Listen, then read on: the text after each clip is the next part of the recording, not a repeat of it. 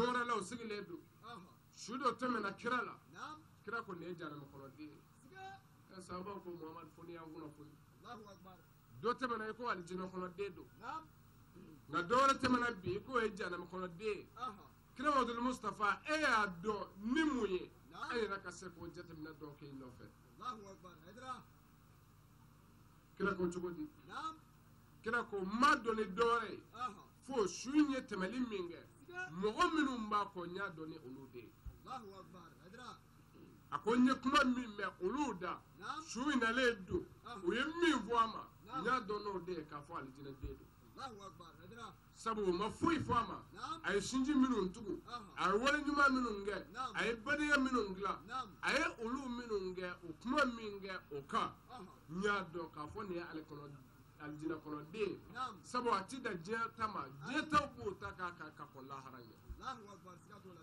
hadra tarima fa ako flana nye mo kuma ka mi me aka ako o ejeta de ninga mangutu tie kuma ay minu nde undabali ay waju jugu ke minu na ay minu bina minu nga olu e mi vuaka ako o yaka jeta ka ko Allah harata Allahu akbar sikatu la hadra ola bandala nga ote bikle de ay tarima fam ote bikle ha Allahu akbar bikoni ne warbe ka ba mangutu bebe fo halle ku ma fala wallahi hadra ngane kunu go kuma tarima fam me abandala mu'minun varla nyonga kasigini ngelenga choraba mangutu la kana bla bila amogo be olu be ngo min fuika aboyro kay atayro kay sigatula sabu cher sere usman madan haidra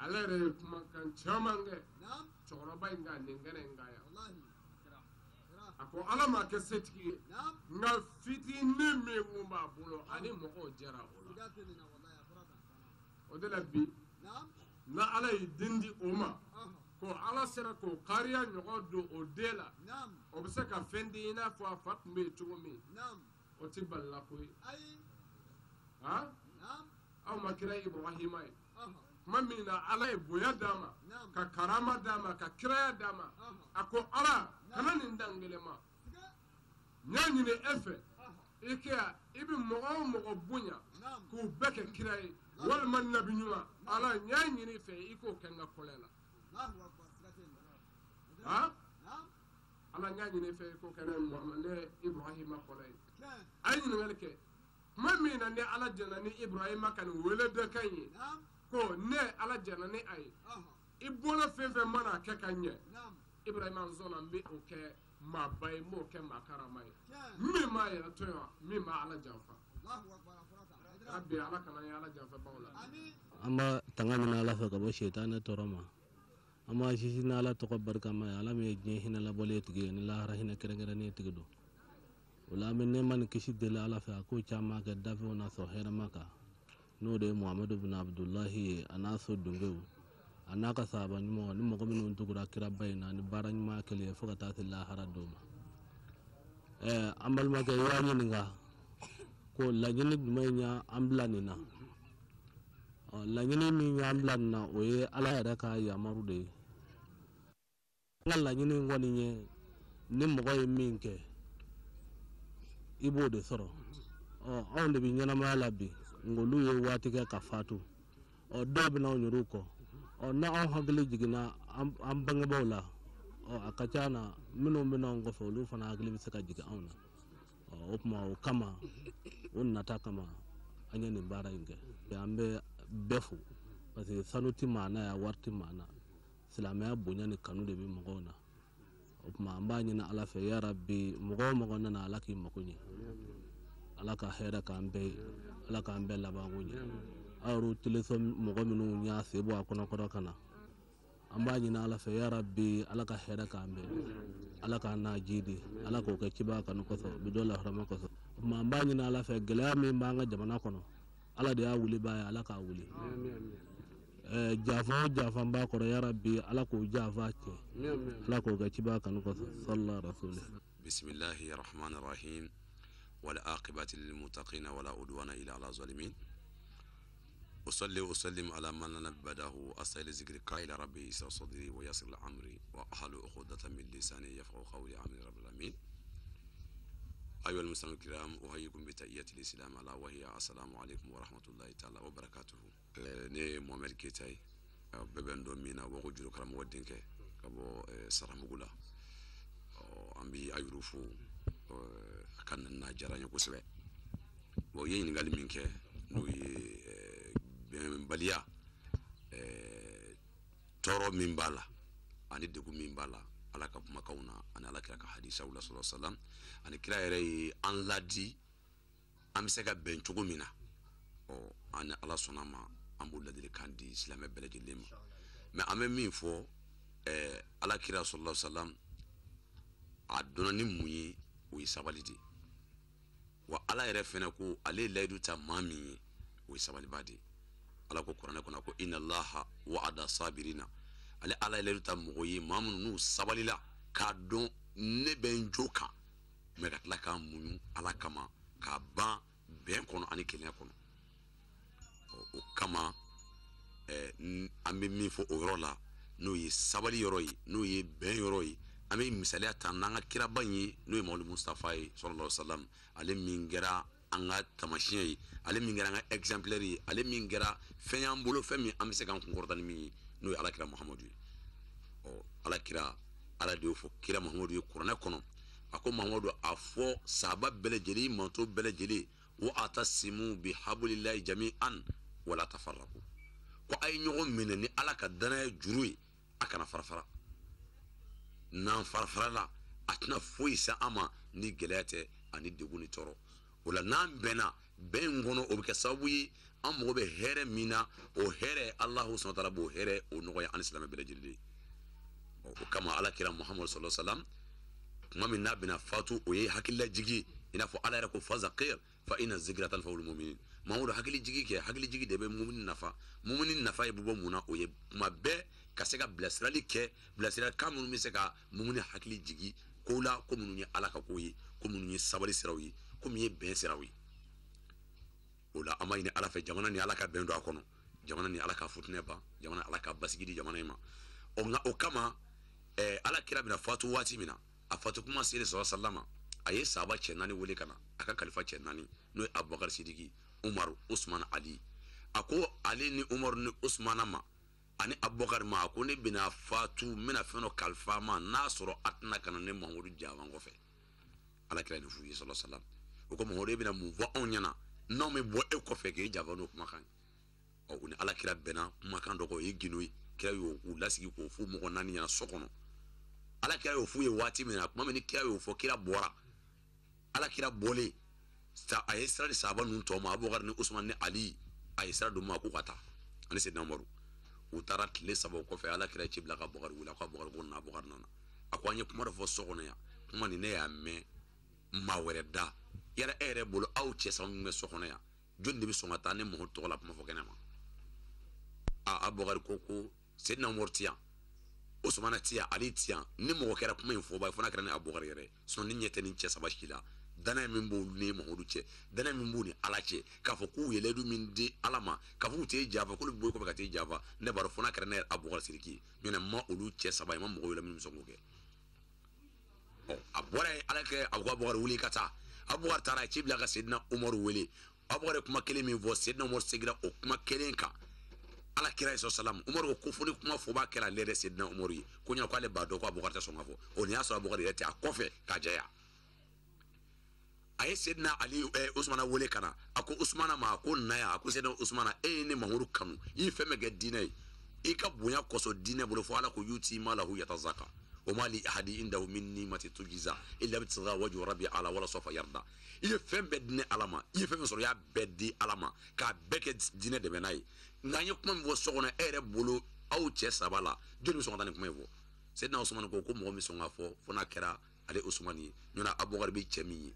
tiɲɛtigi danaya de dara ale ka tiɲɛ kan a tɛna sɔn k'e janfa Seydina Usman Umaru ye cɛ min ye ale de sɔnna ka silamɛya bɔ dibi la ka n'a bila kɛnɛ kan danaya kan a ko Seydina Umaru tɛ sɔn k'e janfa a ko maa min sɔn ka janfa kɛ fo n'a kɛra ne yɛrɛ Seydina Usmana ye ɲɔna n b'a dɔn ni cɛ fila tɔw u tɛ janfa kɛ kira ko Usmana ma taa a ye Seydina Ali wele ale nana n'o ye asalayi ghalibi kira a yɛrɛ balimakɛ a ko ali a ko kuma min fɔra so kɔnɔ e b'a dɔn ninnu bɛɛ lajɛlen la jɔnni de bɛ sɔn ka nin kuma in fɔ kɛnɛma ne de ye kuma in mɛn maa wɛrɛ da min tɛ aw ye a Seydina Ali ko ya Rasulullah komi ne ye denmisɛnnin saba tɔ ninnu bɛɛ ka kɔrɔ ni ne y'u la denmisɛnnin fitinin de anw ta yɔrɔ ka ca peut-être ne kuma in fɔ b'a yera la fo n'a kɛra ne Seydina Ali de ye ɲɔ ne b'a dɔn Muhamadu ne Ali ye ko dɔ don min na ne ye ne Abubakar ye ɲɔgɔn fɛ dana min bɛ ne Abubakar cɛ Abubakar tɛ janfa Seydina Umaru tɛ e janfa Usmana tɛ e janfa ni maa kɛra janfanba ye ka ɲɛsin e ma fo n'a kɛra ne yɛrɛ Seydina Ali ye Ala kɛra y'i kadu la sallallahu a ko baasi tɛ a ko n'o don a ye na a bɛɛ lajɛlen ka sahaba cɛ nana u bɛɛ nana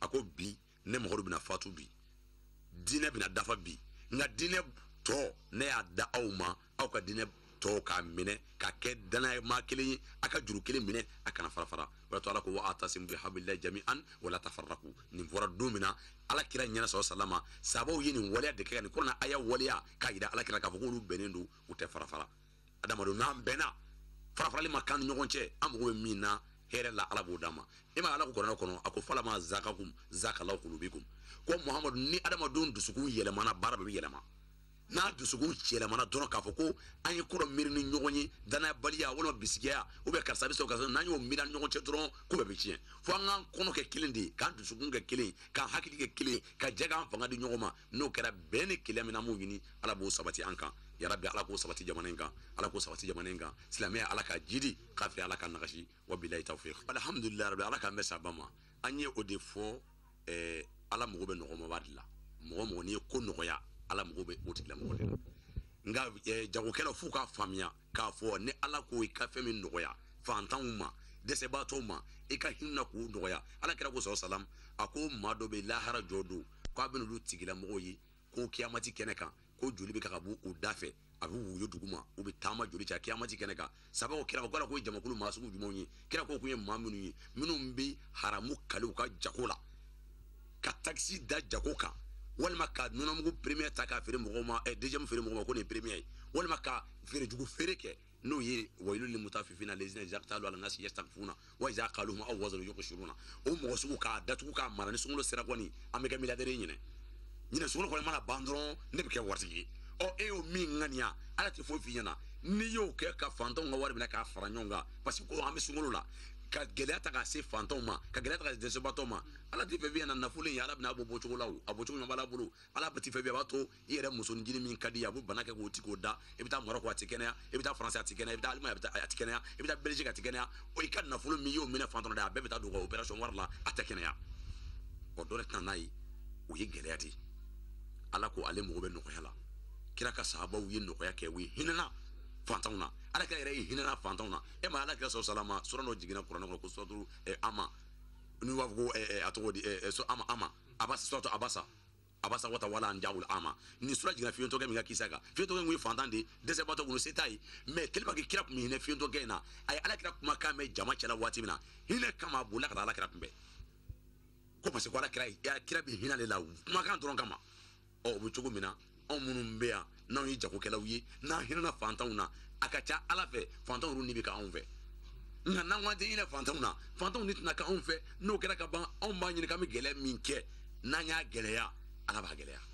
nka n'an y'a nɔgɔya Ala sɔnna b'a nɔgɔya o la sunkalo gɛlɛya kalo tɛ sunkalo a tɔgɔ di nin fɛrɛ n ka nafolo cayara ni bɛɛ ta ye sunkalo la sunkalo t'o kalo ye sunkalo ye Alahu subahanahu wa taala ye sunkalo da ka kɛ tako saba de tile tan fɔlɔ a ko a y'o kɛ Ala kira mantonw ye jurumu kafari tile tan filanan n'an b'o min kɔnɔ nin ko a y'o kɛ Ala kira mantonw ye baraji ɲini tile tan sabanan ko a y'o kɛ ka Ala kira mantonw ka hɔrɔnya ka bɔ jahanama ma n'o ye ka hɔrɔnya ka bɔ jahanama ma e maa min y'i sunkalo bɛɛ baara bɛɛ ban gɛlɛya la feere jugu feere la e ka sunkalo bɛɛ lajɛlen préparé k'a ban n bɛ kɛ milliardaire ye nin sunkalo kɔnɔna yala ka hɔrɔnya min fɔra k'a fɔ ko Ala kira y'o fɔ ko ale mantonw bɛna ka hɔrɔnya sunkalo tile tan laban kɔnɔ yala est-ce que e tɔgɔ na y'o jamakulu la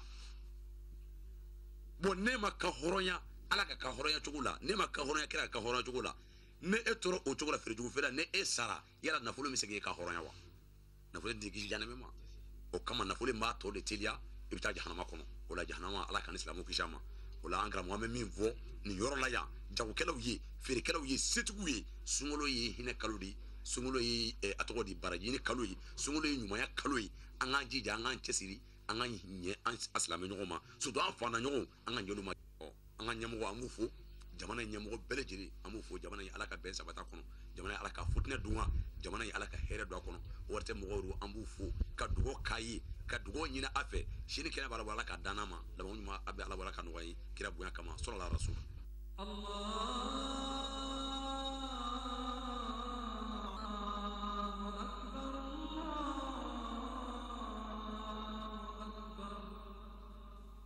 بسم الله الرحمن الرحيم مالك يوم الدين إياك نعبد وإياك نستعين آمين اهدنا الصراط المستقيم صراط الذين أنعمت عليهم على كرام محمد آمين وعلى آله إياك قدره ومقدار لازم آمين يا ربي محمد أميد محمودني أهدو عليك ما إن أزرني أكيبني تياسي طهر تيب سيد رسول النبي رسوله محمد صلى الله عليه وسلم رحمتي كامل جامل متافن مكافن رسول ملاهم رسول رحتي كامل قليل المدزر عليك مسامل عبد الله حبيب الله محمد صافي الله محمد ناجي الله محمد كلم الله محمد خاتم الانبياء محمد خاتم الرسل محمد منجي مذاكر ننصر منصور نبي رحمة النبي توبته صلى الله عليه وسلم أريس عليكم معلوم لشاعر مسعودني بصر مبصر ننصر منصور نور سراجو صلى الله عليه وسلم صلى الله عليه وسلم على كشن ما به ما دل كان له حرمنا دل كرا آمين أن أسليك سلام جماعة كودو ماليتو تفندو أن أسليك سلام جماعة كودو ماليتو تفندو أن أسليك سلام جماعة كودو ماليتو تفندو أن أسليك سلام جماعة كودو ماليتو تفندو نانا كلا سلام جماعة كودو ماليتو تفندو أن أسليك سلام جماعة كودو ماليتو تفندو أنك على مالي جماعة هنا يومنا أنك على مؤمن دما هنا يومنا أنك سليك سلام جماعة كودو ماليتو تفندو أن أسليك سلام جماعة كودو ماليتو تفندو نبودو بسليلا سلام جماعة تسيرا لانيا نبودو بسليلا سلام جماعة تجاغا وبو ولد يدو فمؤمن جماعة شونغالو شو ولد يدو فسلام جماعة تسيرا لانيا أنا نانا كلا سلام جماعة كودو ماليتو تفندو أن أسليك سلام جماعة كودو ماليتو تفندو أن أسليك سلام جماعة كودو ماليتو تفندو أن أسليك سلام جماعة كودو ماليتو تفندو مريدو كلام سلام جماعة تسيرا الله مريدو كلام سلام جماعة تسيرا الله نفلو يدو فسلام جماعة تجاغا وبو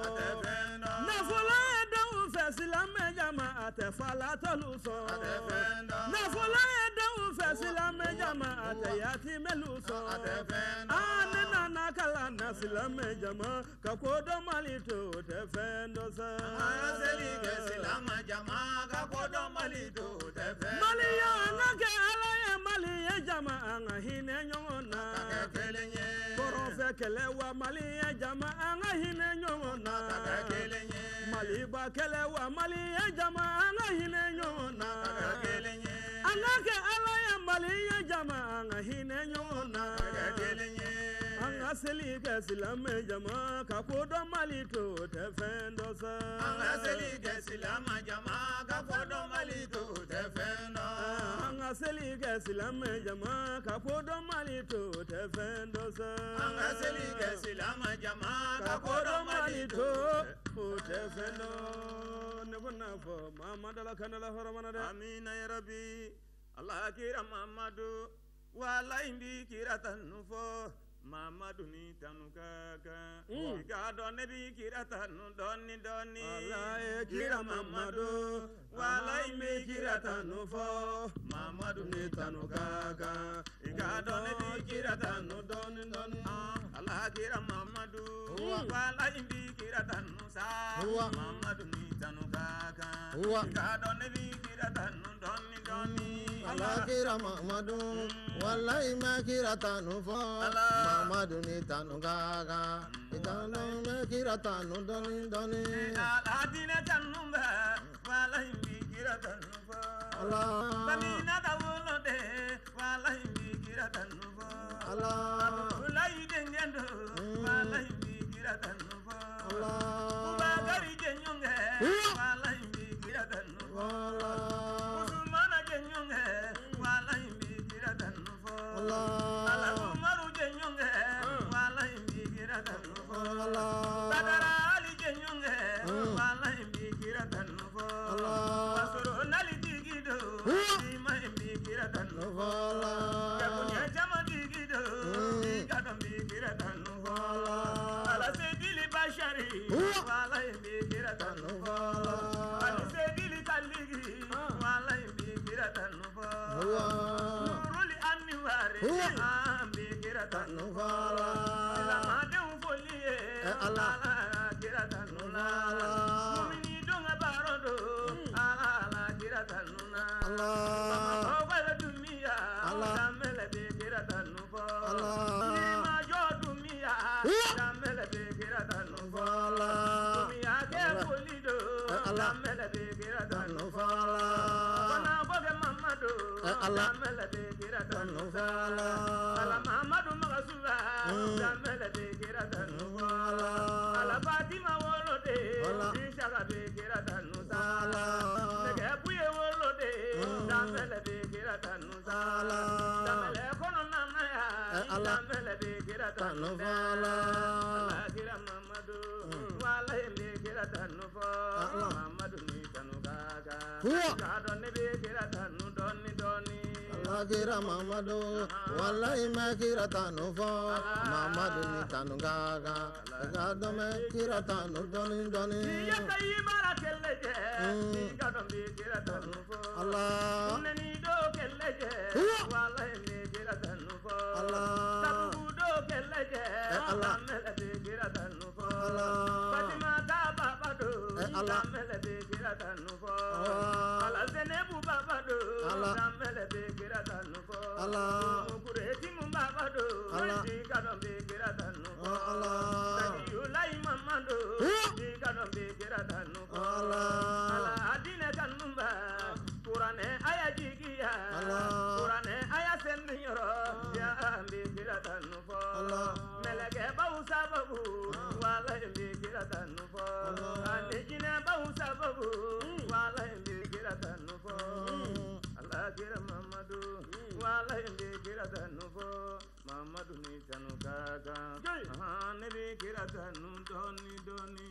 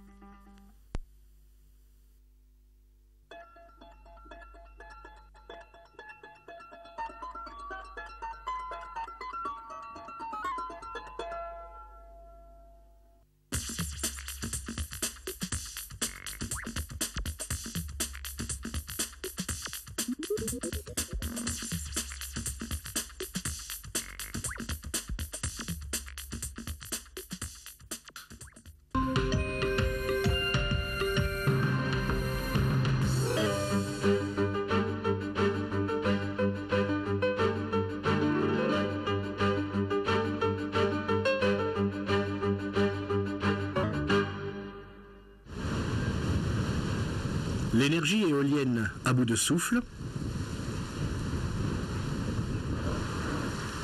comme le vent à 100 mètres d'altitude souffle 2 fois plus fort qu'au sol, les éoliennes doivent grandir toujours plus haut. Dans les villes, personne ne veut d'elles, et en raison de leur taille, ces installations gigantesques provoquent souvent l'opposition de la population. De plus, pour être rentables, elles doivent être de grande taille.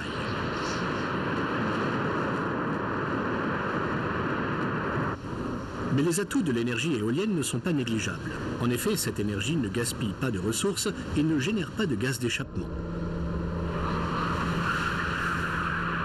Les chercheurs s'affairent à perfectionner la technique des éoliennes et travaillent à de nouvelles techniques de stockage pour que l'électricité éolienne soit également disponible lorsque le vent tombe.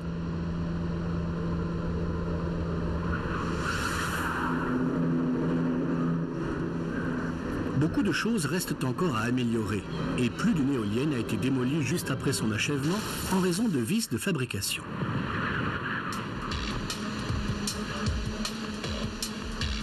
Pourtant, les progrès réalisés sont immenses. Les constructeurs utilisent des matériaux composites toujours plus performants. Selon les experts, environ 15% des besoins électriques dans le monde pourraient être couverts par l'énergie éolienne. Voici l'une des plus grandes éoliennes du monde. 120 mètres de haut, autant pour le diamètre du rotor. Ses ailes sont plus longues que celles d'un jumbo jet. Plus rien à voir avec les moulins romantiques des contes d'enfants. Aujourd'hui, ce sont des installations industrielles. Mais le gigantisme ne gêne pas seulement, il génère aussi la peur.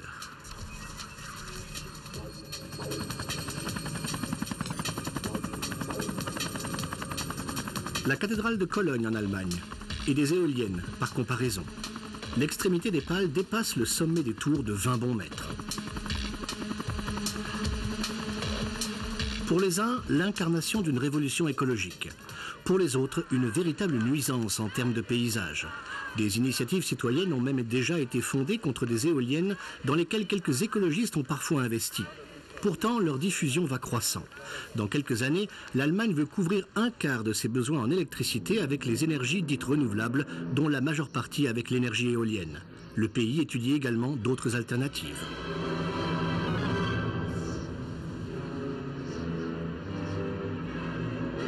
Actuellement, plus de 20 000 installations sont érigées en Allemagne. Elles couvrent presque 8% de l'ensemble des besoins en courant.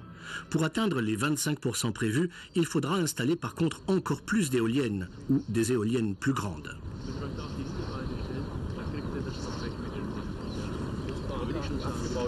Mais les riverains protestent, comme ici en Bavière, dans le sud de l'Allemagne.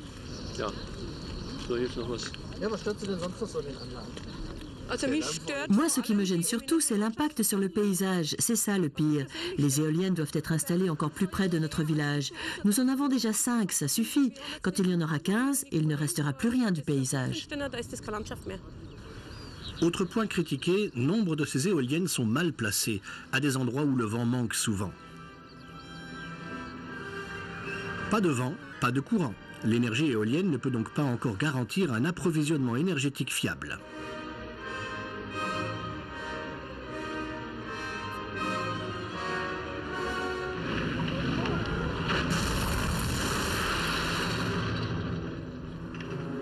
De plus, l'augmentation du nombre des éoliennes va de pair avec celle des accidents. En cas de tempête, les installations mal orientées plient ou s'effondrent.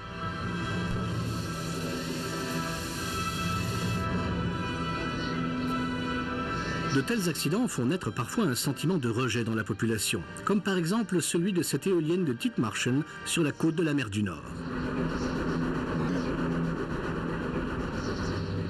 Lors d'une tempête, à la suite de la défaillance du frein, les extrémités des pales du rotor atteignaient 600 km/h.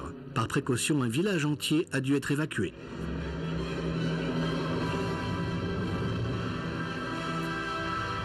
Sur les installations plus anciennes, ceci entraîne la casse des composants intérieurs, comme par exemple cet axe d'entraînement.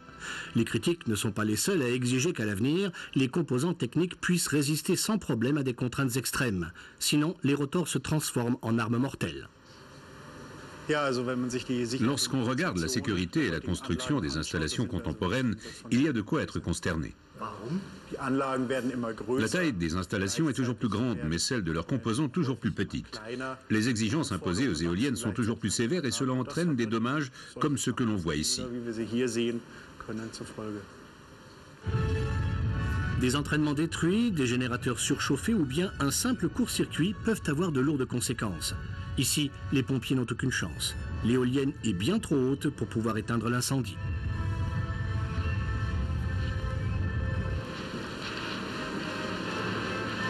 À l'avenir, les fabricants d'éoliennes doivent faire en sorte que leurs installations fonctionnent de manière sûre et fiable malgré leur taille. Une éolienne défectueuse ne produit pas de courant.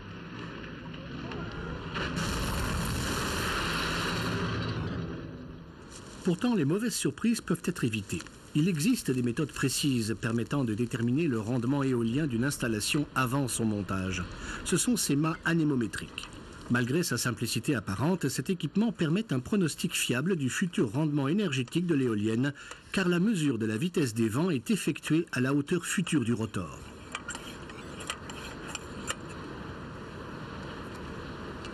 Le plus sûr est d'effectuer une mesure préalable sur le futur site. Ces mesures durent au moins 6 mois, plutôt 1 an, pour pouvoir observer toutes les influences météorologiques.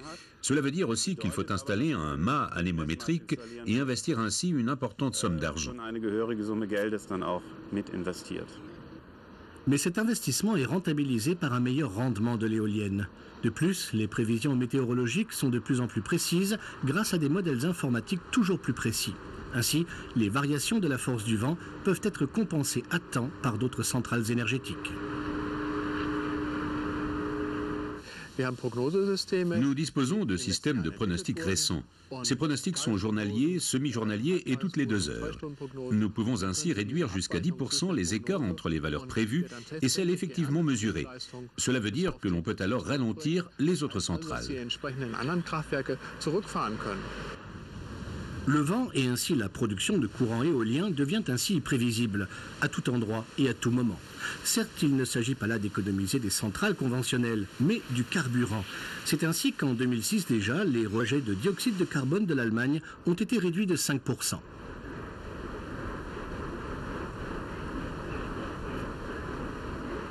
Mais l'absence de vent n'est pas le seul problème. Les tempêtes aussi causent du souci, car l'éolienne injecte ainsi trop de courant dans le réseau. Ceci peut même entraîner, cela s'est vu, des surcharges de réseau et des pannes de courant. L'extension du parc éolien entraîne donc aussi l'extension du réseau électrique. Selon une étude, cela représenterait 8 milliards d'euros rien que pour l'Allemagne. Une somme que devra certainement assumer le consommateur.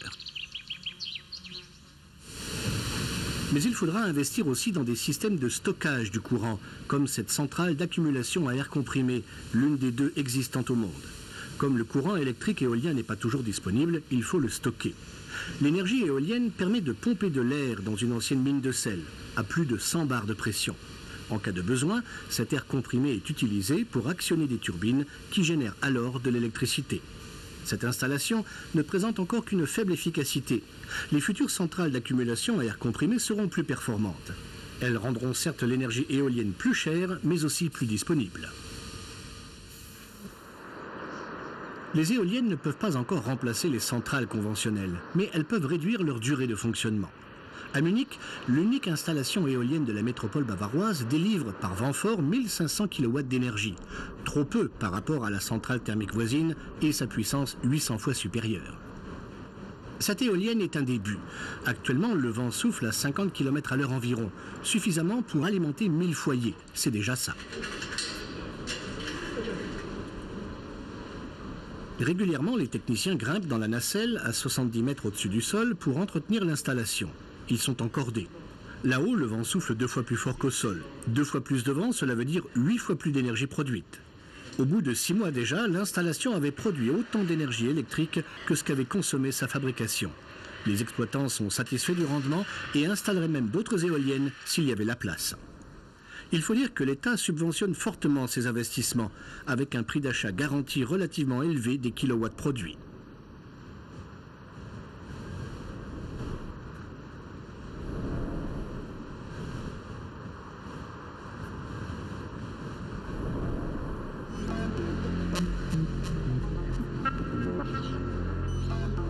Mais les éoliennes ont mauvaise réputation.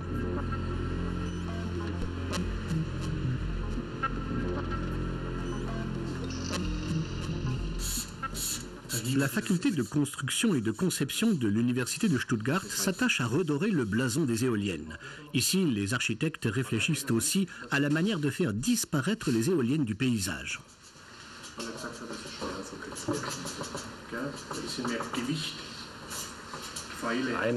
L'un des sujets qui nous occupe depuis longtemps ici est la construction d'immeubles. Le second, c'est l'énergie. Après les propositions récurrentes ces dernières années d'intégrer l'énergie éolienne dans les zones construites, il semblait logique de tenter de construire des immeubles là où il était possible d'utiliser une telle énergie éolienne.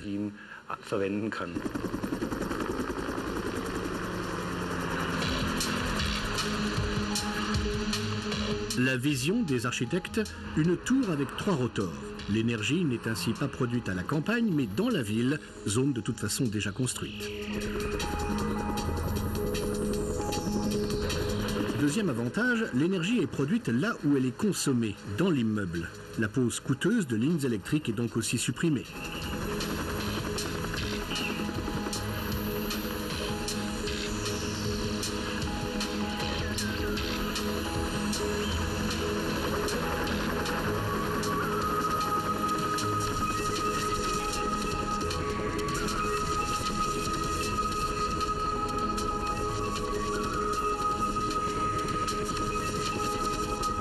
Cette tour n'est pas une utopie, elle devrait voir le jour prochainement. C'est à Bahreïn, dans le golfe Persique, que naît actuellement un bâtiment similaire. Comme sur cette maquette, les 3 rotors doivent produire 1/8 de l'énergie nécessitée par le colosse.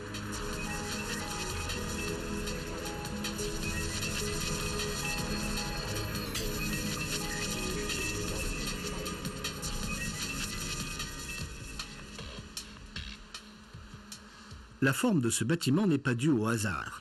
Les architectes de Stuttgart ont recherché la silhouette optimale, un compromis entre les canons esthétiques et la meilleure production d'énergie possible. Nous avons simplement essayé d'optimiser la forme du bâtiment en fonction des directions du vent que l'on rencontre normalement sur le site. Tout simplement pour obtenir, grâce à la forme, des vitesses d'attaque du vent plus élevées et ainsi une efficacité supérieure des rotors. On voit ici 2 profils très caractéristiques. Celui-ci pour la direction principale ciblée et l'autre plus courbé où le vent présente un autre angle d'attaque que pour ce bâtiment.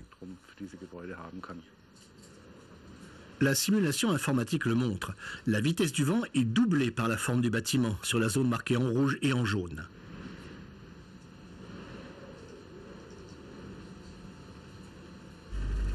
Mais les Allemands ne sont pas les seuls à travailler sur le sujet. Les Pays-Bas aussi, qui ont une longue tradition d'utilisation de l'énergie éolienne. À l'université technique de Delft, Sander Mertens modélise aussi des écoulements d'air sur des immeubles et a constaté quelque chose d'étonnant. Le vent est accéléré par les arêtes, indépendamment de la hauteur du bâtiment. Le vent, représenté ici en rouge, est beaucoup plus rapide sur les côtés et sur le toit que sur la façade. Une constatation confirmée en soufflerie. La caisse en bois représente la forme caractéristique d'un immeuble.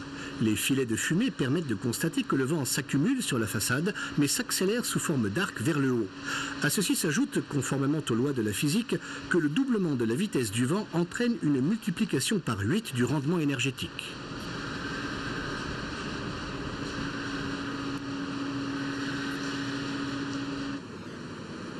Sander Mertens a réalisé le prototype d'un petit rotor qui doit lui permettre d'utiliser le potentiel offert par les immeubles.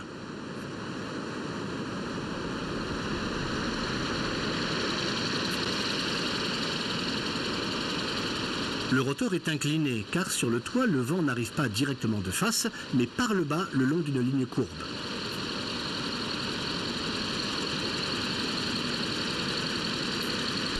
Le scientifique est convaincu qu'avec des milliers de tels rotors, il serait possible de générer d'immenses quantités d'énergie dans les villes fortement peuplées.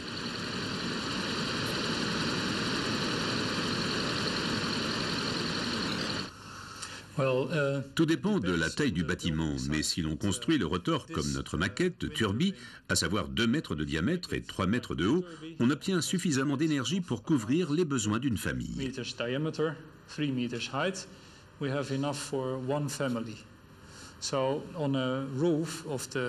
Sur un toit, on peut monter plusieurs turbines. On aurait donc assez d'énergie pour plusieurs familles. Et voilà à quoi ressemble Turby lorsqu'il est monté sur des immeubles et produit de l'électricité. Reste à savoir comment l'accepteront les occupants. Et surtout, ces rotors sont-ils bruyants? Une soufflerie de l'université de Bremerhaven. Ici aussi, on teste un rotor qui tourne autour d'un axe vertical. Le bruit est assourdissant.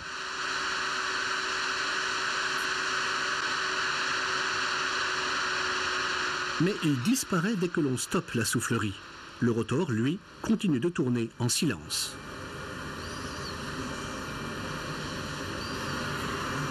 C'est grâce à son design. Les aubes du rotor sont légèrement enroulées sur elles-mêmes. Cette astuce permet de réduire les turbulences qui produisent les bruits désagréables. Ce prototype est actuellement en phase de test par les techniciens de Bremerhaven réunis autour de Friedrich Zastrow. L'ingénieur est convaincu des atouts de son rotor vertical, au point de vouloir l'intégrer dans son plus récent projet qui doit être réalisé dans le port de Bremerhaven.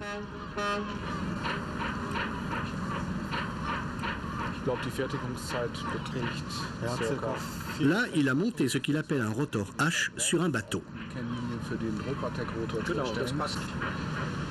Le navire, amarré à quai depuis des années, est hors d'état de prendre la mer. Seul le rotor tourne.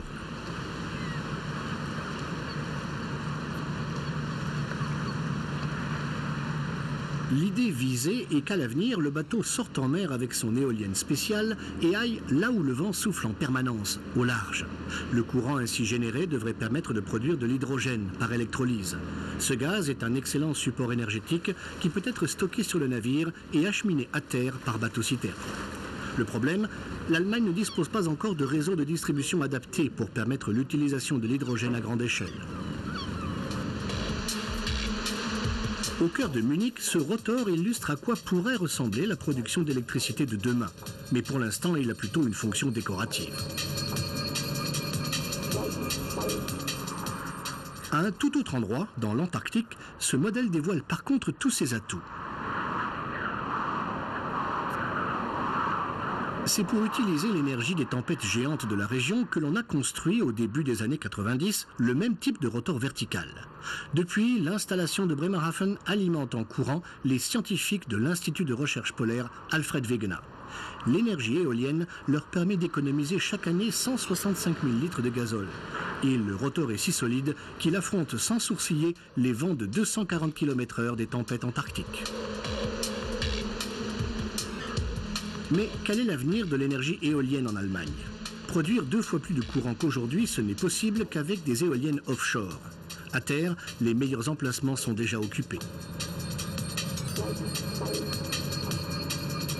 Entre-temps, des demandes d'installation d'immenses parcs éoliens en mer du Nord sont déjà déposées, la surface en orange à l'écran.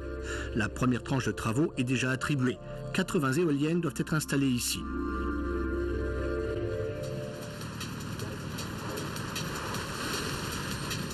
Des expériences sont déjà en cours. Une armature d'acier est engloutie à 26 mètres de profondeur sous les flots de la mer du Nord. La plateforme de recherche Fino est le prototype de la première installation éolienne offshore d'Allemagne. Fino doit apporter la preuve qu'il est possible d'installer des éoliennes en pleine mer.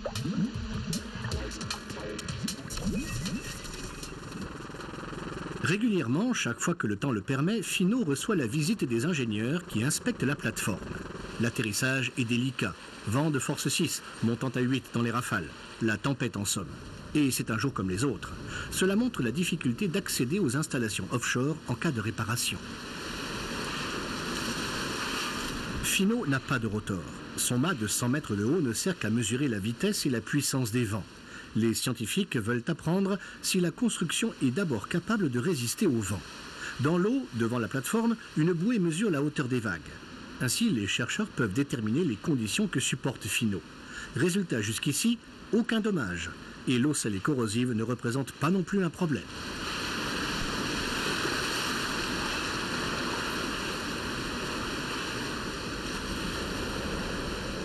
Mais Finot ne sert pas seulement de banc d'essai technique. La plateforme doit aussi permettre de déterminer l'impact sur le milieu marin. L'un des problèmes possibles, la collision d'oiseaux avec les pales des rotors. Un radar altimétrique doit indiquer le nombre d'animaux qui passent à côté du Finot, à quelle distance et à quelle altitude. Aucun résultat clair jusqu'à présent. Les ornithologues redoutent toutefois que les immenses parcs éoliens offshore se transforment en pièges mortels pour les oiseaux migrateurs. À terre, on sait que sur certaines éoliennes, des oiseaux heurtent régulièrement les pales ou le mât de l'installation et meurent.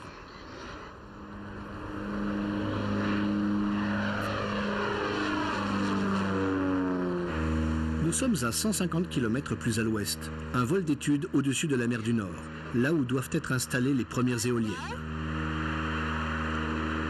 Maike Scheidat et Christina Lehnert recherchent la présence du seul cétacé d'Allemagne, le marsouin. Les biologistes ont constaté que ces animaux rares se concentrent dans certaines régions de prédilection, entre autres justement là où doit être installé l'un des premiers parcs éoliens offshore allemands, juste à côté du premier parc danois déjà en place.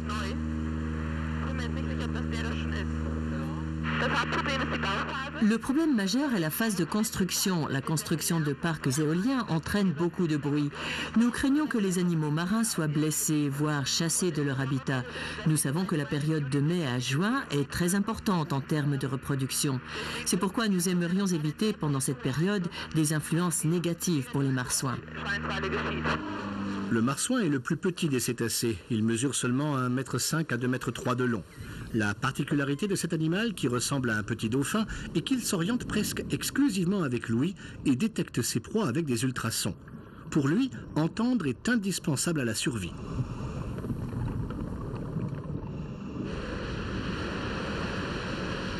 Mais la construction d'installations offshore génère un niveau de bruit énorme.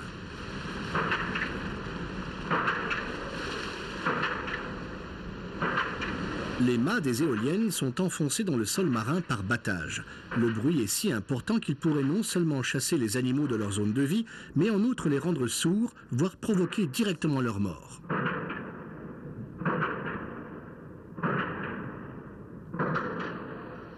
En outre, l'eau transmet les ondes sonores beaucoup plus loin que l'air.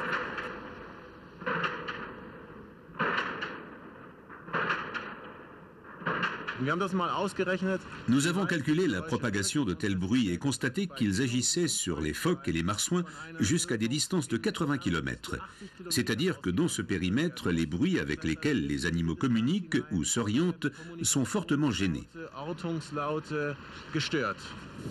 Au large des côtes du Canada, Boris Kolik a lui-même étudié comment les marsouins réagissaient aux bruits produits par les éoliennes. Il a plongé dans l'eau des hydraphones qui ne reproduisaient pas les bruits de construction, mais les bruits de fonctionnement d'une éolienne.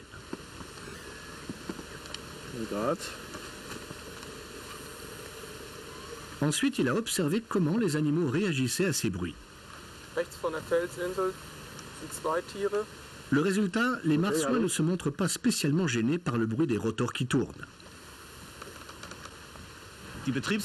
Les bruits de fonctionnement d'une éolienne en eux-mêmes ne chassent pas les animaux de leur habitat.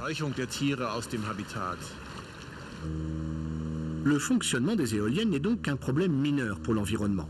Mais leur construction, elle, en est un, et de taille. Les biologistes attendent l'apparition de techniques rendant les travaux de construction moins bruyants et plus écophiles.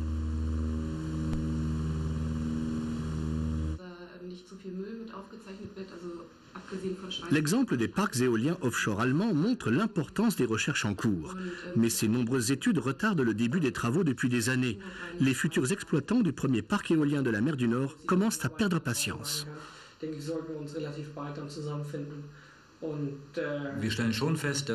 Nous constatons déjà maintenant un nombre incroyable de recherches effectuées en mer du Nord, ainsi que le fait qu'on s'occupe aussi de multiples facteurs pour pouvoir dire si les parcs éoliens peuvent être construits ou non.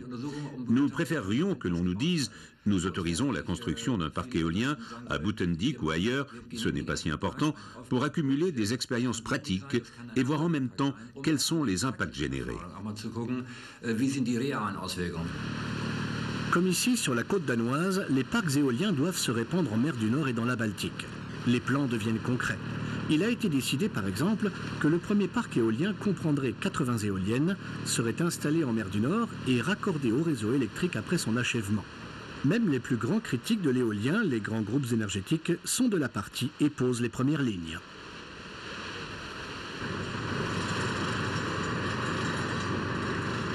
Avec une telle ampleur, ce projet coûtera très cher. Pour les experts, au moins 8 milliards d'euros, rien que pour l'Allemagne, seront nécessaires pour produire à l'avenir de l'électricité en polluant moins l'atmosphère. Il faudra en outre mettre en place des centaines de kilomètres de lignes à haute tension, des éoliennes modernes et solides, une nouvelle technique de stockage et des centrales supplémentaires lorsque le vent tombe. Tout ceci sera financé par le consommateur. Même si ces moulins à vent géants et ultramodernes permettront d'économiser des combustibles fossiles et nucléaires, l'énergie n'en deviendra pas pour autant moins chère, tout juste plus propre et renouvelable.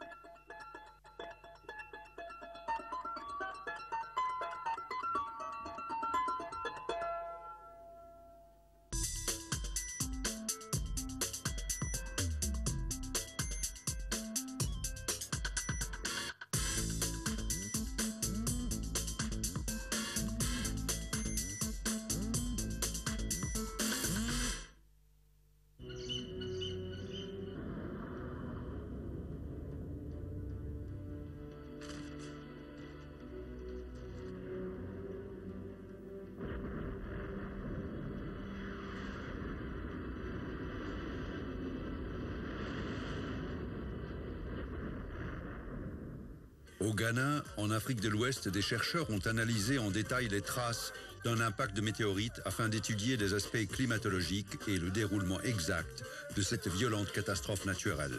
Ce projet international a été coordonné par le Centre de recherche géologique de Potsdam. Le petit village de pêcheurs d'Abono et le lac Bosumtwi se trouvent dans le cratère créé par cet impact.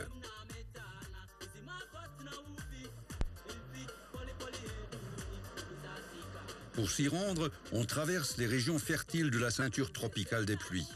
Autrefois, on y trouvait même une épaisse forêt vierge.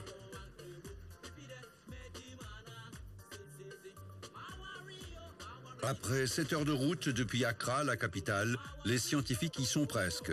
Devant eux, à 250 mètres de hauteur, le bord du cratère.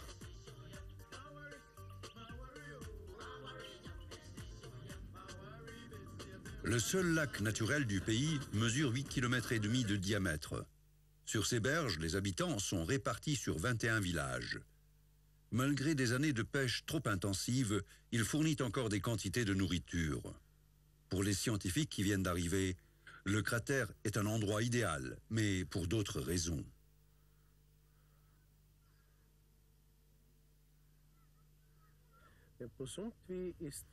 Le Bosumtwi est le plus grand cratère de météorites récent sur Terre. Il a tout juste 1 million d'années, ce qui est jeune d'un point de vue géologique. La plupart des autres cratères de taille comparable qui ont été étudiés sont bien plus anciens. L'Astroblème de Rhys, par exemple, a 15 millions d'années. Le célèbre cratère de Chicxulub au Mexique, qui est lié à l'extinction des dinosaures, en a 65 millions. Et les plus anciens cratères terrestres connus remontent à plus de 2 milliards d'années. D'où l'intérêt de celui-ci que l'érosion n'a que très peu abîmé et qui permet d'observer de nombreux phénomènes dont les traces ont disparu depuis longtemps ailleurs.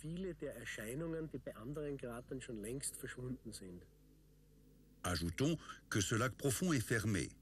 Année après année, des substances ont pu se déposer au fond pour former une couche de sédiments de tout juste 300 mètres d'épaisseur.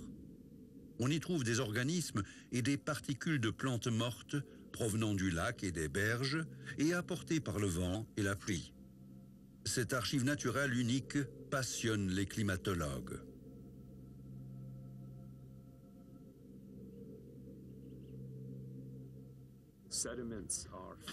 Ces dépôts sont de toutes petites particules de boue, de la couche supérieure jusqu'au fond, à 300 mètres de profondeur. Cela signifie que nous pouvons observer très en détail les modifications de l'environnement.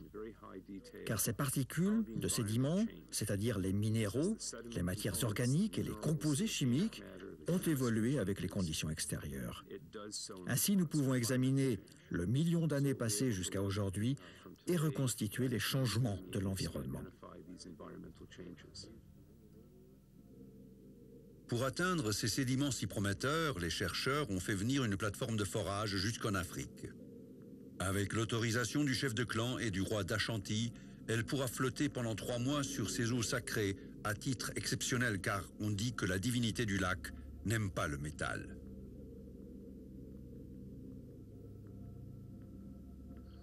La journée de travail commence tôt. Le petit bateau qui va d'Abono à la plateforme part à 5h30 précise, juste avant le lever du soleil. À bord, des scientifiques, l'équipe de forage, des assistants et surtout 2 pilotes. À cette heure matinale, les scientifiques ne sont pas les premiers.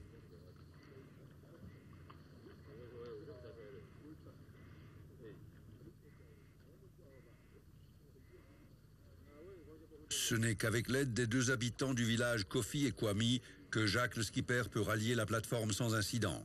Le problème, les centaines de morceaux de bambou indiquant les filets de pêche juste sous la surface. Mais où s'arrête un filet et où commence le suivant? Ces signes, seuls Kofi et Kwami les comprennent. Aujourd'hui, le trajet durera environ 20 minutes.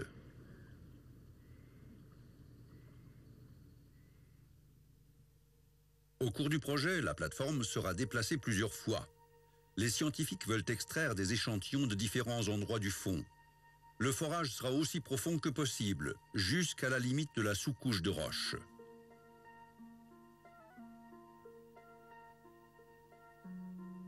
La plateforme est entièrement démontable et tient dans les 8 conteneurs sur lesquels elle flotte. Une pièce unique développée aux États-Unis. Elle flotte grâce à la mousse dont on la remplit et à des coussins d'air modulables. 4 ancres permettent de fixer sa position.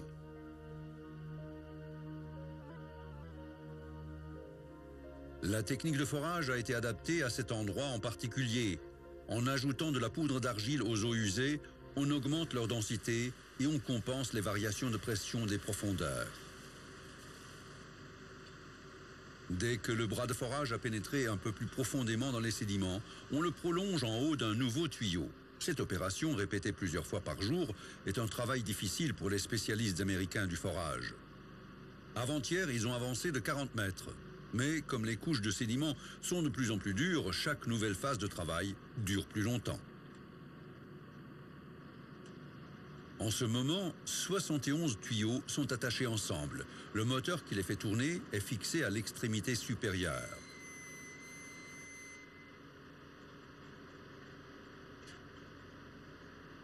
À l'extrémité inférieure du bras, actuellement à 200 mètres sous le fond du lac, la tête de forage extrait une carotte des sédiments. Elle est introduite dans un réceptacle à échantillons de 3 mètres dans lequel est fixé un tuyau en plastique.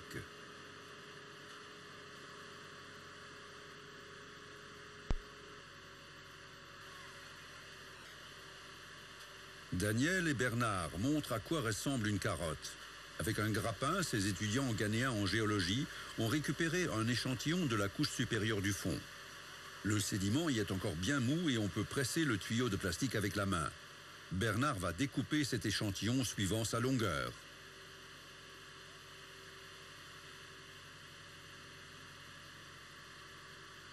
Chaque couche correspond à une période de pluie ou de sécheresse. Lors des analyses futures, on observera en détail quelles particules et substances chimiques elles renferment. On peut ainsi tirer des conclusions des différentes situations climatiques passées.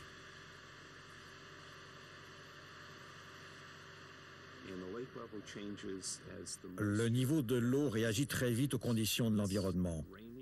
Quand il pleut, le lac se remplit. Quand il fait sec, le niveau redescend très vite. Notre objectif est d'observer le passé pour définir les longues périodes d'humidité et de sécheresse, mais aussi leur durée. Les changements se font-ils à l'échelle d'une vie humaine ou prennent-ils des milliers d'années? Ce que nous savons, c'est que le climat changera dans l'avenir, mais on ignore encore la nature de ce changement. Mais il changera, comme il le fait depuis des millions d'années. Ainsi, nous pourrons peut-être mieux estimer la rapidité de ces changements.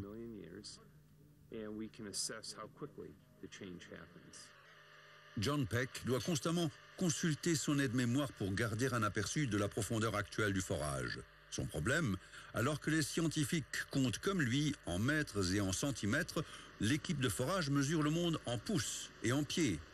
On a besoin d'une traduction avec les Américains.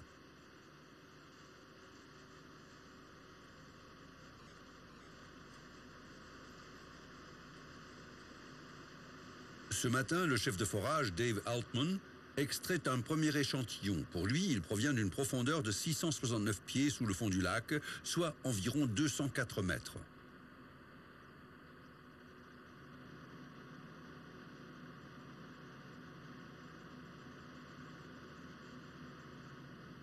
L'extracteur d'échantillons arrive et voici à nouveau quelques mètres d'histoire climatique. La situation du lac Bosumtwi dans la ceinture tropicale des pluies le rend particulièrement intéressant. On sait aujourd'hui que le climat est très variable sous les tropiques et qu'il influence fortement le climat global. Les informations de ces carottes du Ghana sont donc significatives pour des modèles climatologiques et des prévisions planétaires.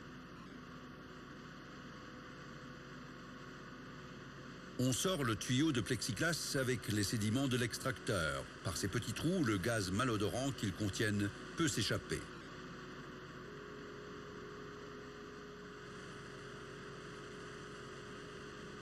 Pendant ce temps, l'équipe de forage fait déjà descendre les prochains extracteurs dans les profondeurs. Ce système de tuyaux imbriqués est utilisé pour la première fois et fonctionne parfaitement jusque-là.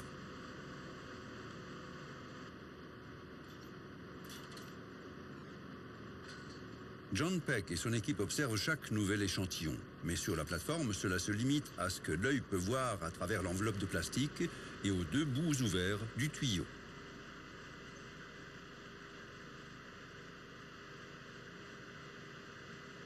Les scientifiques séparent et mesurent les tuyaux pour ne pas les confondre et reportent toutes les données sur une liste. Ensuite, on rapportera les échantillons à l'hôtel pour les analyser avec un appareil spécial.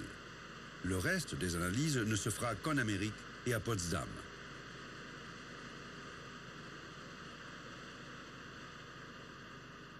Sur le pont, les étapes de travail se répètent toutes les heures. Ça semble un peu ennuyeux.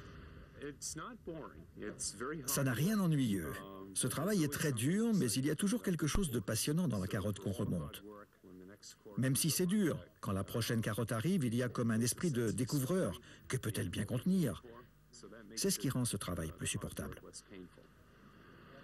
Ici, par exemple, un petit morceau d'arête de poisson. Il a peut-être 700 000 ans, spécule John. Peut-être 720. Trop, en tout cas, pour le mettre dans la soupe. Chaque couche prend 12 heures. À midi, Jack passe chercher l'équipe avec son bateau. L'après-midi, ils veulent rendre visite à un groupe de chercheurs canadiens qui travaillent sur le plan intérieur du cratère. Les experts s'intéressent à la structure du cratère en sous-sol. Pour cela, pas de forage, mais des mesures réalisées par géophone, avec des sondes qu'on plante dans le sol. Leurs capteurs enregistrent des ondes qui parcourent le sous-sol. Ils sont très sensibles. Sur l'échelle de mesure, un simple contact avec le doigt ressemble déjà à un tremblement de terre.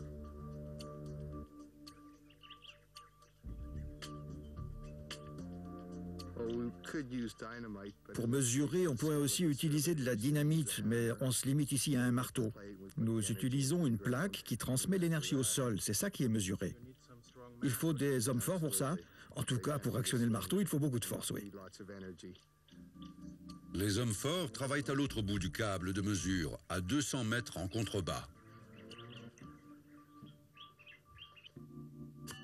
La plaque d'acier et le marteau aussi sont reliés au système. Ainsi, le moment exact du signal est mesuré.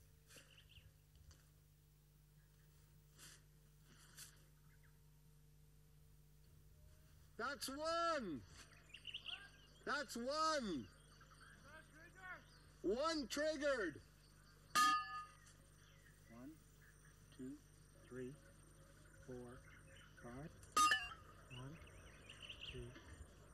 L'examen est pénible, mais c'est le seul moyen d'obtenir des informations précises sur la structure du cratère. Et contrairement au forage qui fournit des échantillons isolés, on peut observer ici l'ensemble de la structure du sous-sol. La mesure ressemble à un examen médical par ultrason. Les ondes obtenues par ce travail de force se réfléchissent à la limite entre les différentes couches et remontent à la surface.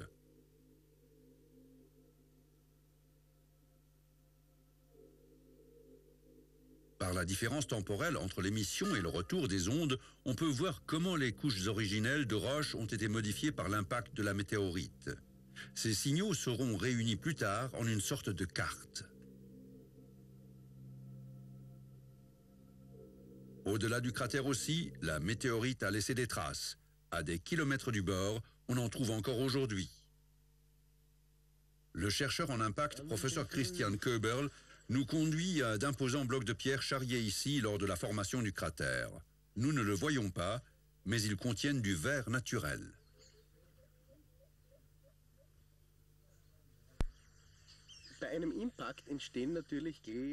Lors d'un impact, du verre se forme naturellement à cause des très hautes températures de fusion.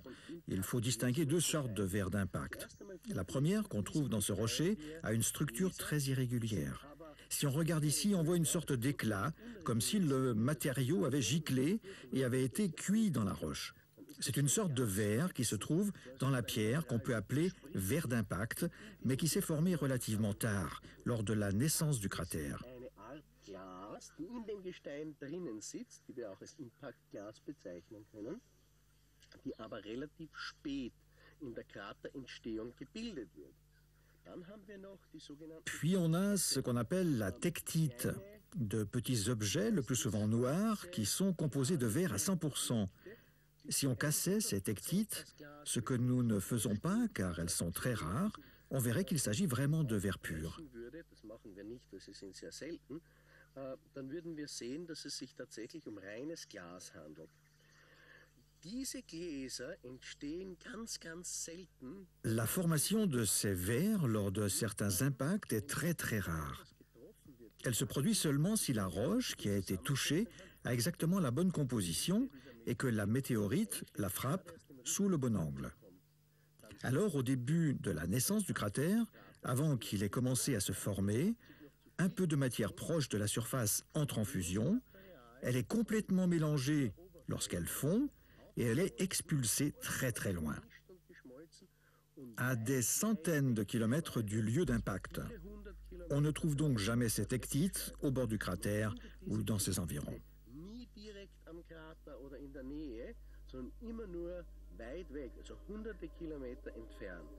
Ces tektites du cratère de Bosumtwi, de la taille d'un œuf de pigeon, ont volé jusqu'au pays voisin, la Côte d'Ivoire.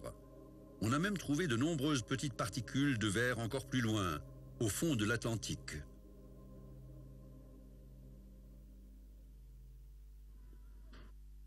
On estime le diamètre de la météorite de Bosumtwi à environ 500 à 800 mètres, et elle est arrivée à plus de 50 000 km/h.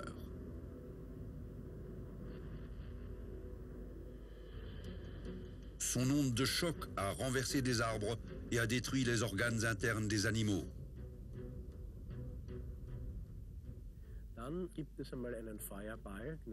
Puis, il y a une boule de feu juste après l'impact, d'où s'échappe à grande vitesse du plasma brûlant, de l'air chaud et du feu.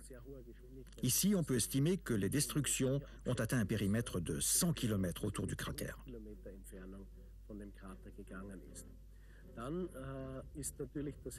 Difficile d'imaginer l'énergie libérée ici en quelques secondes.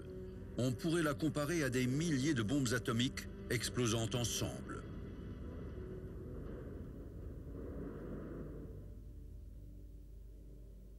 Sur des centaines de milliers de kilomètres carrés autour du cratère qui venait de se former, toute vie a été anéantie en quelques instants.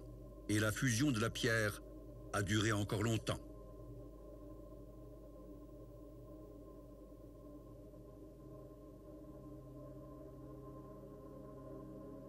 Les derniers échantillons de sédiments du lac de cratère seront analysés en détail dans un appareil spécial venant des USA.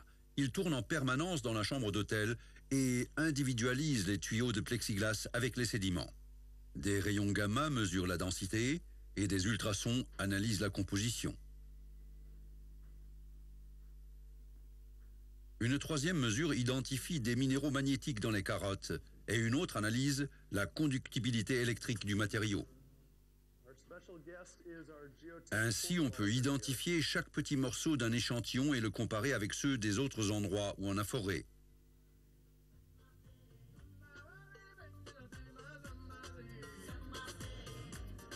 Après cette longue procédure, les échantillons sont placés dans un conteneur réfrigéré où ils sont protégés des processus de décomposition à 5 degrés centigrades.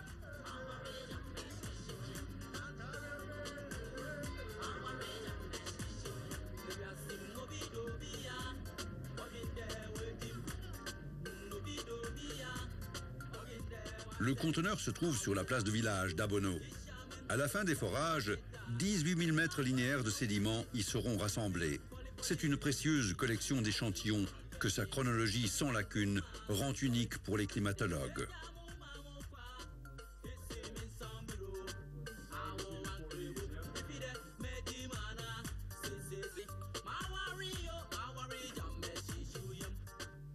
Le chargement de la plateforme nécessite une habileté particulière.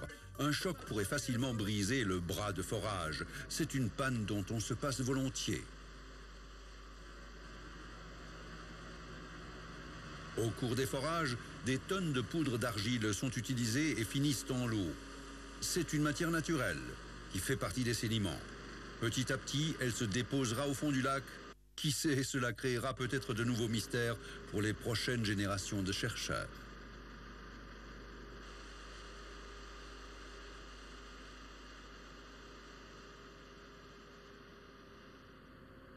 Le dernier échantillon de la journée vient de tout juste 300 mètres de profondeur. Il va faire sensation. Malgré un nettoyage régulier, la tête de forage a souffert et à présent, elle est bouchée. La couche de sédiments qu'on voit ici doit avoir environ 1 million d'années.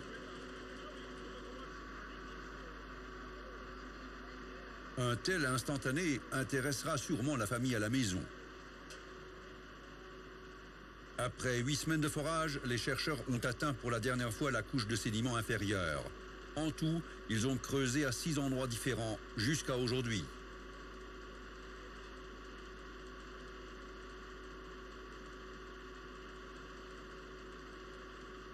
Et ils sont émerveillés. Même dans les dépôts les plus anciens, malgré une pression très forte, les couches de sédiments sont encore très fines. La dernière carotte réserve encore une autre surprise.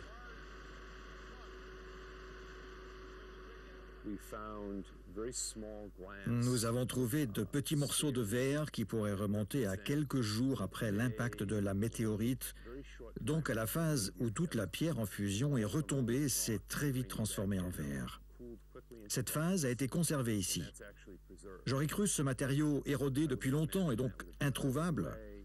Voilà pourquoi ça a été la première découverte aussi excitante. Elle représente les premiers jours après l'impact. Des traces immédiates de ce grand choc qui n'est pas si ancien d'un point de vue géologique.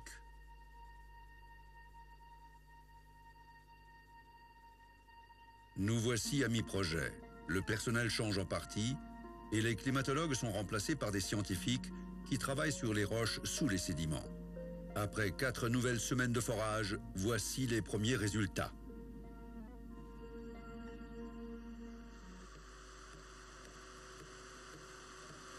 Les carottes sont composées de morceaux de roches irréguliers qui tiennent ensemble par une masse de base granuleuse plus ou moins dure.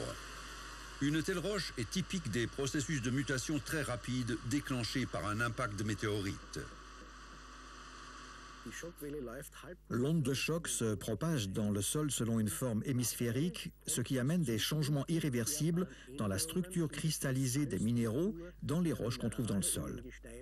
C'est également cela qui nous montrera plus tard que nous avons affaire à un cratère de météorite. En effet, des observations microscopiques nous indiqueront des changements dans les minéraux.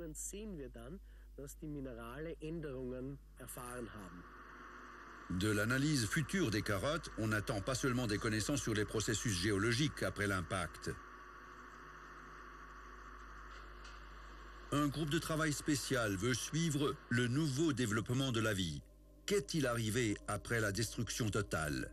Combien de temps ont mis les premiers micro-organismes à revenir ici?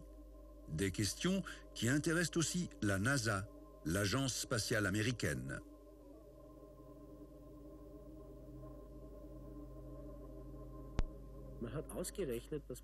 Pour un cratère de taille comparable à celui-ci, on a calculé qu'il fallait des milliers d'années, voire 10 000 ans, avant que la température des roches du sol ne revienne à la température normale de l'environnement. Pendant ce temps, il pleut bien sûr, et de l'eau coule dans le cratère.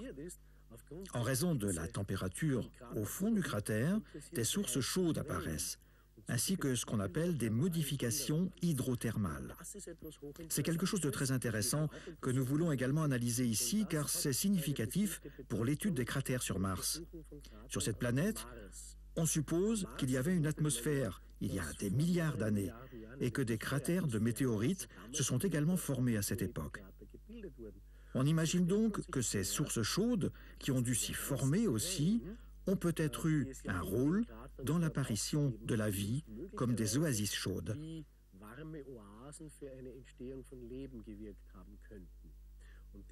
Et notre cratère nous offre la possibilité d'étudier ceci de manière relativement exacte, et même avec une précision jamais égalée dans un autre cratère, à condition de trouver vraiment ces roches.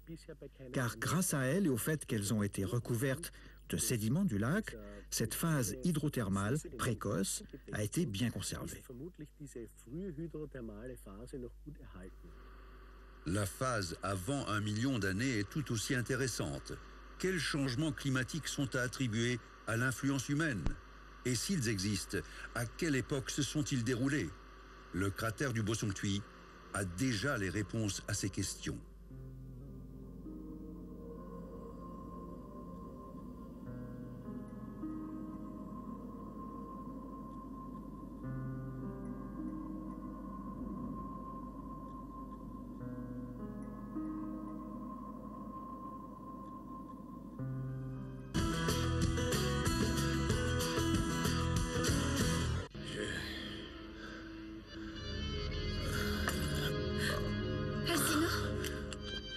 Est-ce que ça va? Alcino, c'est pour ça que je voulais t'éviter tous ces problèmes à l'entreprise.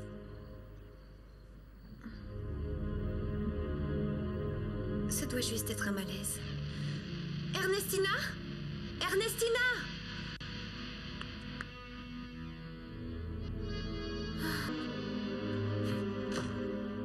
Essayez de convaincre votre mari de suivre son traitement. S'il continue toujours de le refuser, son espérance de vie peut être largement écourtée. Je vais essayer. Je vous promets que je vais essayer. Merci beaucoup, docteur. Au revoir.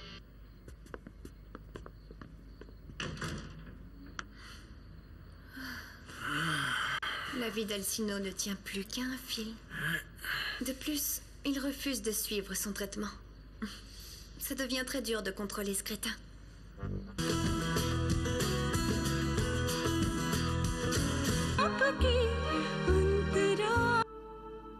Maman!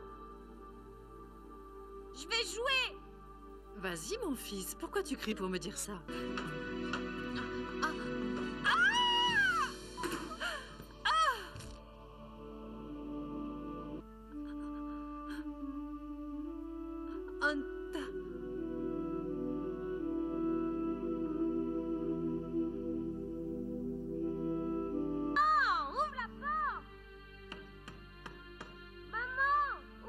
Alors, que se passe-t-il, Madame Gupta? C'est bien, vous êtes tous là. Eh, mais qu'est-ce qui se passe exactement? Qu'est-ce que vous faites ici? Mais qu'est-ce qui se passe, enfin? Papa, je ne sais pas pourquoi maman ne veut pas ouvrir la porte. Attendez une seconde. Lydia! Lydia, qu'est-ce qui s'est passé? Lydia, est-ce que ça va? Et elle? Elle était plantée là à la regarder.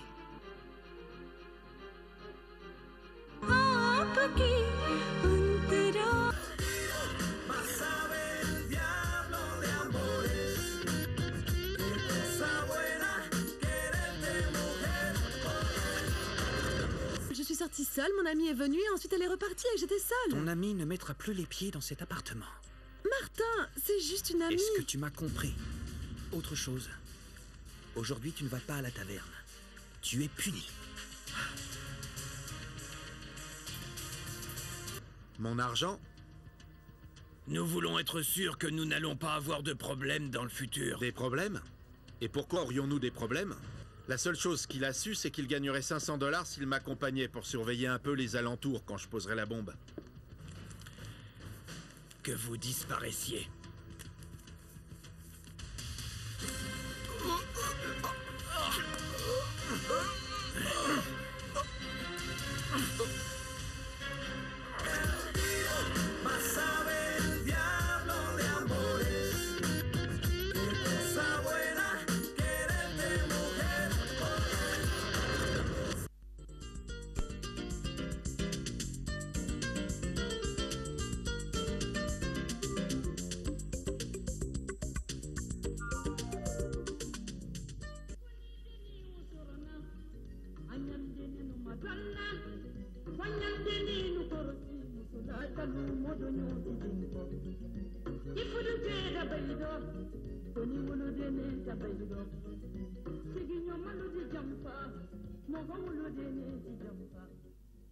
An balimaw an bɛ aw bɛɛ lajɛlen fo an bɛ Sali Keyita fɛ yen nɔ Madame Jakite donc an ni an denmuso de bɛna jɛ bi ka tobili kɛ nka yanni u cɛ an bɛna kuma segin an ka programme kan bari heure falenna sunkalo kuma fɛ bien manger heure tun ye 19h45 ye ayiwa sisan nɔ an nana 18h45 la ayiwa donc kunu an ye annonce minnu kɛ mercredi mardi don a bɛ se ka kɛ mɔgɔ caman m'a lajɛ parce que mɔgɔ caman tun hakila ko émission ye dimanche de ye donc n bɛna kuma di Nana ma a bɛ programme an ka ɲinɛ programme a bɛna segin o kan aw ye.